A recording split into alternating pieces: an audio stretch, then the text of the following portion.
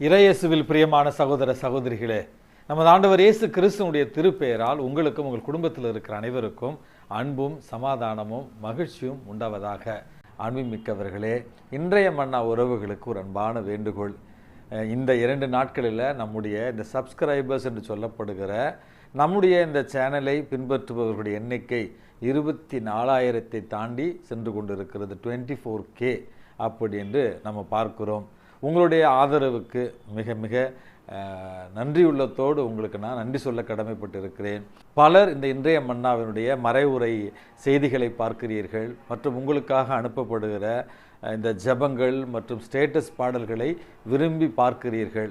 ஆனால் நிறைய பேர் இன்னும் சப்ஸ்கிரைப் பண்ணாமல் இருக்கிறீங்க. யூஸ்வலாக நான் கேட்குறதில்ல, பட் இருந்தாலும் உங்களை வேண்டி விரும்பி கேட்கிறேன்.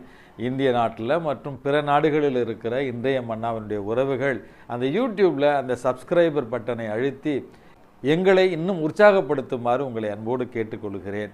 இன்னும் சப்ஸ்கிரைப் செய்யாத அன்பு உறவுகள், இன்றைய மன்னா உறவுகள், யூடியூப்பில் அதை சப்ஸ்கிரைப் செய்து எங்களை உற்சாகப்படுத்தி இறை வார்த்தையை இன்னும் உத்வேகத்துடன் அறிவிக்க எங்களை ஊக்கப்படுத்துமாறு உங்களை அன்போடு கேட்டுக்கொள்கிறேன். அன்புமிக்கவர்களே, ஜூன் மாதம் 10ஆம் தேதி தாயாம் திரு அவை புனித போர்டோ என்பவருடைய நினைவு நாளை கொண்டாடுகிறது. அன்புமிக்கவர்களே, இவர் ஜெர்மனி தேசத்தில் பிறந்த ஒரு ஆசீர்வாத துறவு சபையினுடைய துறவி. பின்னாளில் ஜெர்மனி தேசத்தில் இருக்கிற மைன்ஸ் என்கிற ஒரு நகரத்தினுடைய ஆயராக இவர் தெரிவு செய்யப்பட்டார் என்றும், இவருடைய ஒருத்தல் நிறைந்த ஒரு வாழ்வு, இறைவனுக்காக இந்த மண்ணுலக ஆசைகளையும் இந்த மண்ணுலக தேவைகளையும் ஒருத்து இறைவனுக்கு உகந்த ஒரு வாழ்வை வாழ்ந்தார் என்று இவருடைய வாழ்க்கையில நம்ம பார்க்கிறோம். இவருடைய இந்த உடல் ரீதியான ஒருத்தல் முயற்சிகள் ரொம்பவும் அதிகமாக இருக்கிறது என்று அப்பொழுது இருந்த திருத்தந்தையை இவருக்கு நேரிடையாக தலையிட்டு இவ்வளவு கடுமையான உடல் ஒருத்தல் முயற்சிகளை செய்ய வேண்டாம் அப்படி என்று அறிவுறுத்தினாராம்.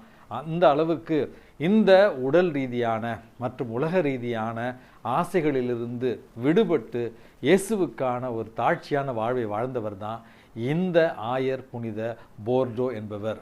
இந்த புனித ஆயர் பார்டோ என்கிற இந்த புனிதர், இவருடைய பரிந்துரையால் நாமும் நம்முடைய இந்த மண்ணுலக வாழ்க்கையில் முடிந்த அளவு நம்முடைய ஒருத்தல் முயற்சிகளால் இயேசுவை இன்னும் அன்பு செய்ய இவருடைய பரிந்துரை இன்றைக்கு நம்ம மன்றாடி ஜெபிப்போம். அன்புமிக்கவர்களே, தேர்தலுக்கு பிறகு, தேர்தல் முடிவுகளுக்கு பிறகு பரபரப்பான பல செய்திகளை நம்ம ஒவ்வொரு நாளும் கேட்டுக்கொண்டு தான் இருக்கோம். ஆந்திராவினுடைய முன்னாள் முதல்வர் சந்திரபாபுவை பற்றி நம்ம கேள்விப்பட்டுக்கிட்டு தான் இருக்கோம். 3 மாதங்களுக்கு முன்பாக பிரதமர் அலுவலகத்திற்கு சென்றிருந்தாராம். அவருக்கு சரியான வரவேற்பு அங்கு இல்லை. அவரை யாரும் பார்ப்பதற்கும் தயாராக இல்லை. சற்று அவமானப்பட்டு வெட்கி தலைகுனிந்து 3 மாதத்திற்கு முன்பாக அவர் மறுபடியும் தன்னுடைய மாநிலத்திற்கு திரும்பி வந்தாராம்.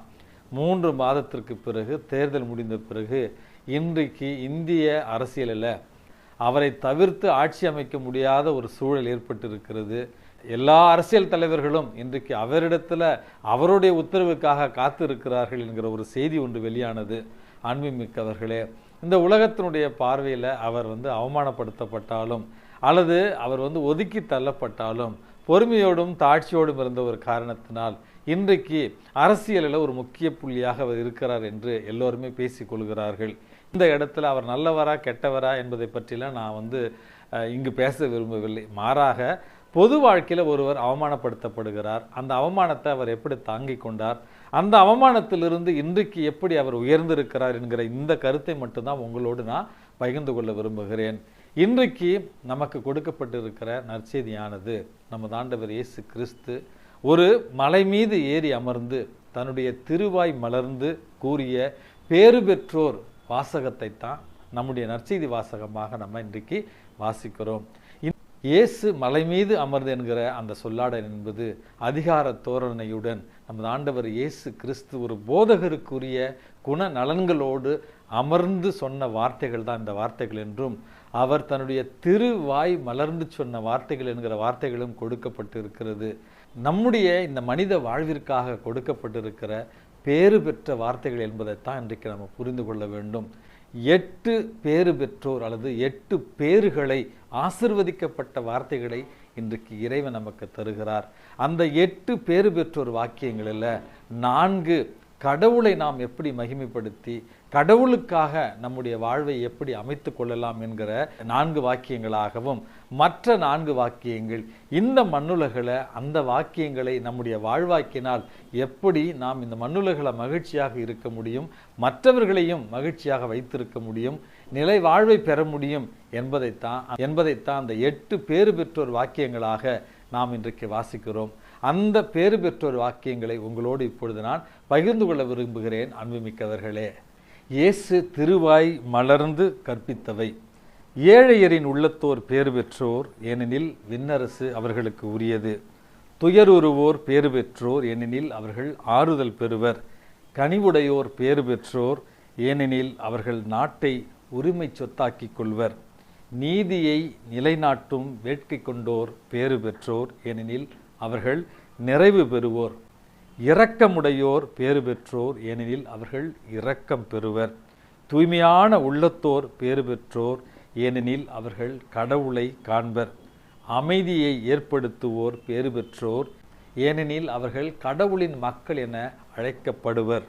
நீதியின் பொருட்டு துன்புறுத்தப்படுவோர் பேறு பெற்றோர், ஏனெனில் விண்ணரசு அவர்களுக்கு உரியது. என் பொருட்டு மக்கள் உங்களை இகழ்ந்து துன்புறுத்துகிற பொழுது நீங்கள் பேறு பெற்றவர்கள் என்கிற வார்த்தைகளையும் சொல்லுகிறார். அன்புமிக்கவர்களே, நம்முடைய வாழ்க்கையில் நாம் உண்மையாகவே இயேசுவை பின்பற்ற வேண்டுமா? நம்முடைய வாழ்வில் உண்மையாகவே நித்திய வாழ்வை பரிசாக பெற வேண்டுமா? இந்த மண்ணுலகில் நாமும் நிறைவுள்ளவர்களாய் மகிழ்ச்சியாக வாழ்ந்து நம்முடைய சகோதர சகோதரிகளையும் மகிழ்ச்சிப்படுத்த வேண்டுமா? இந்த 8 பேறு பெற்றோர் வாக்கியங்களை நம்முடைய வாழ்வாக மாற்றுவோம்.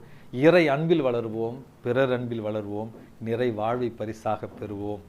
எல்லாம் வல்ல இறைவன் தந்தை, மகன், தூய ஆவி உங்களையும் உங்கள் குடும்பத்தில் இருக்கிற அனைவரையும் நிறைவாக ஆசீர்வதித்து பாதுகாத்து வழி நடத்துவாராக. ஆமேன்.